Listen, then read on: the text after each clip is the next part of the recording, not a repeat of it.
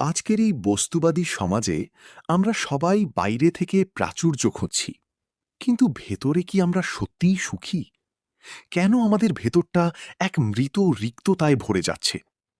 ওশোর চিরন্তন পত্রাবলী থেকে নেওয়া ১৯৭১ সালের এক অসাধারণ চিঠির মাধ্যমে আজকের ভিডিওতে আমরা জানব মানুষের এই অভ্যন্তরীণ দারিদ্র্যের আসল কারণ। প্রিয় ভক্তি, আমার ভালোবাসা নিও।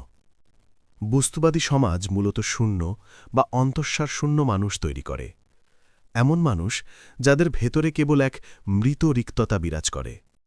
আর এই মৃত রিক্ততার কারণেই প্রকৃত অর্থে জন্মানোর আগেই মানুষের মৃত্যু ঘটে। মনে রেখো, মানুষ কেবল পণ্য বা বাজার নিয়ে বেঁচে থাকতে পারে না। অথচ আজ আমাদের কাছে সবচেয়ে পবিত্র স্থান হয়ে দাঁড়িয়েছে দোকান বা বাজার। অভ্যন্তরীণ সমৃদ্ধি ছাড়া বাইরের জগৎ অর্থহীন, বরং বাইরের প্রাচুর্য ভেতরের দারিদ্র্যকে আরও বেশি প্রকট করে তোলে। মানুষ আজ অন্তঃসার শূন্য, কারণ তার ভেতরে কোনো বিকাশ নেই। আর এই অভ্যন্তরীণ বিকাশ কেবল তখনই ঘটে যখন কেউ নিজের অন্তরে বাস করতে শেখে। অন্তর্মুখী হওয়াই হল বিকাশ, পরম করুণা এবং ঈশ্বর লাভের একমাত্র পথ। বই চিরন্তন পত্রাবলী, অনুবাদ আধ্যাত্মিক জগতের বাণী, ফেসবুক পেজ। বইটির বাংলা অনুবাদ পিডিএফ এখন আমাদের কাছেই পাবেন।